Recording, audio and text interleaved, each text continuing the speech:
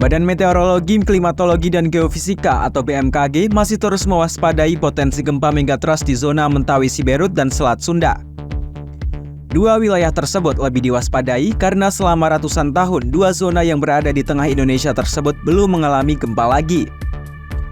Guru Besar Bidang Geodesi Gempa Bumi Institut Teknologi Bandung, Irwan Meilano, dalam obrolan Newsroom Kompas.com Kamis 15 Agustus 2024, jika melihat peta Sumatera, dapat dilihat gempa besar Aceh pada 2004 berkekuatan magnitudo 9 menjadi yang terkuat saat itu.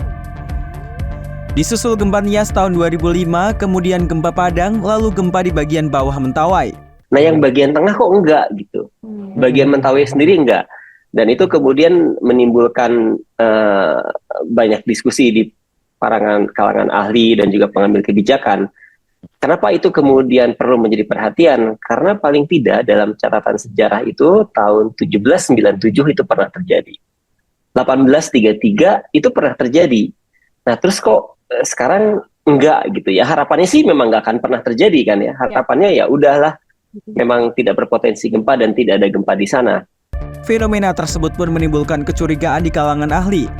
Menurutnya, untuk memastikan ada atau tidaknya gempa besar yang berpotensi terjadi, ada 3 kondisi yang harus diamati.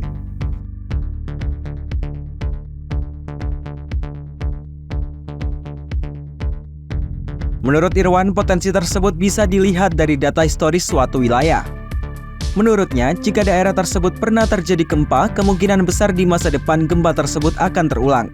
Jadi kalau di masa lalu pernah terjadi, kemungkinan besar di masa depan akan terjadi kembali. Nah, di Mentawai kondisi itu terpenuhi kan? Ya. Jadi di masa lalu pernah terjadi, ada 1797, 1833 itu pernah kejadian. Sementara gempa besar di zona megatrust Selat Sunda pernah terjadi pada tahun 1999 dan 1780 dengan magnitudo 8,6. Namun gempa tersebut belum pernah terjadi lagi.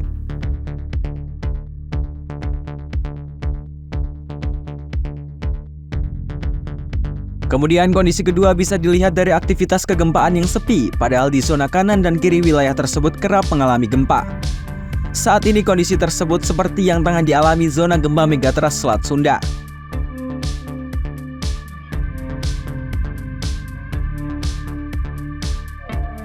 Kondisi ketiga bisa dilihat melalui pengamatan geodetik. Hal itu dilakukan untuk mengamati apakah daerah tersebut sedang mengumpulkan energi. Sementara menurut Irwan, berdasarkan data dari Badan Informasi Geospasial dan BRIN, dapat dibuktikan adanya akumulasi energi yang sedang terjadi. Jadi kami mengolah data yang di pengamatan yang dikelola oleh BIG, Badan Informasi Geospasial, pengamatan yang dimiliki oleh BRIN, kami analisis, dan kita membuktikan bahwa akumulasi regangan itu sedang terjadi. Jadi ibaratnya orang nabung itu sekarang lagi numpuk nih tabungannya gitu. Nah, pertanyaannya itu mau dikeluarin tiba-tiba atau ya mudah-mudahan nggak dikeluarin ya. Tapi secara bidang sains gempa bumi bahwa ada strain accumulation dan juga ada rilis. Jadi yang sesuatu yang ditabung itu pasti harus dilepaskan dan rilis pelepasannya itu sebagai gempa bumi. Berdasarkan pengamatan dua lembaga tersebut, zona megatrust tengah mengalami regangan yang berpotensi mengalami gempa bumi. 3 hal tersebut membuat para ahli mulai mewaspadai zona megatrust Mentawai dan Selat Sunda. Pasalnya di zona tersebut 3 kondisi untuk memastikan gempa telah terpenuhi seluruhnya. Meski begitu, BMKG memastikan gempa tersebut tidak akan terjadi dalam waktu dekat. BMKG pun mengimbau agar masyarakat tetap tenang dan beraktivitas normal.